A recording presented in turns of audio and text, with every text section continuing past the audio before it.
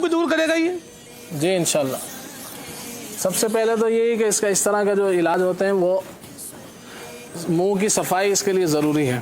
اگر وہ نہ ہو تو پھر بہت سارے معاملات ہو سکتے ہیں.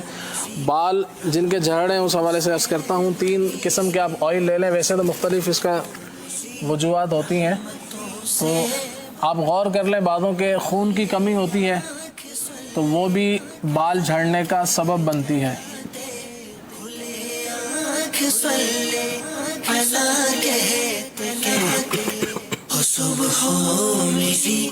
رحمتوں سے بری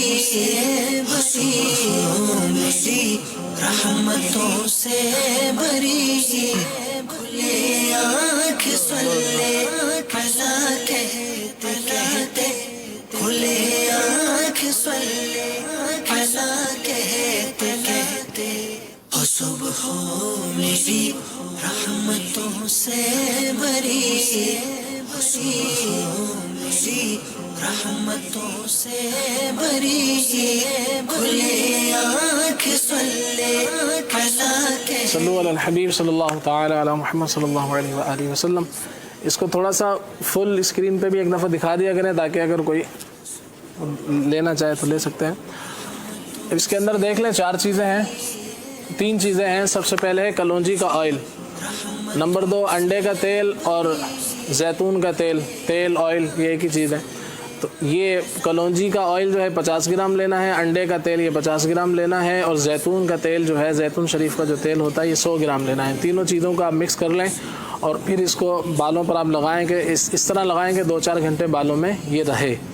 لیکن اس چیز کا خیال کریں کہ انڈے کے تیل جو ہے اس کے اندر بو ہوتی ہے، تو یہ آپ لگا کر اگر مسجد جائیں گے تو پھر مسجد جانا بھی درست نہیں ہے کیونکہ اس کے اندر بدبو ہے.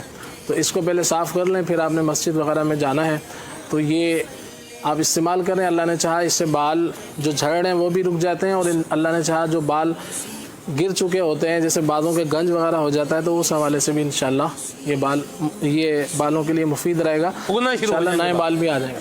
واہ واہ صلو علی الحبیب. یہ سنت کا نسخہ بھی تھا ایک، پتہ نہیں وہ بتا دیا یا نہیں بتایا ابھی تک. وہ مدنی مذاکرے میں اس کا دھوم تو کافی تھی لیکن وہ تو ابھی نہیں آیا ابھی تک نہیں آیا. میری معلومات میں تو نہیں آیا، میری معلومات میں نہیں آیا.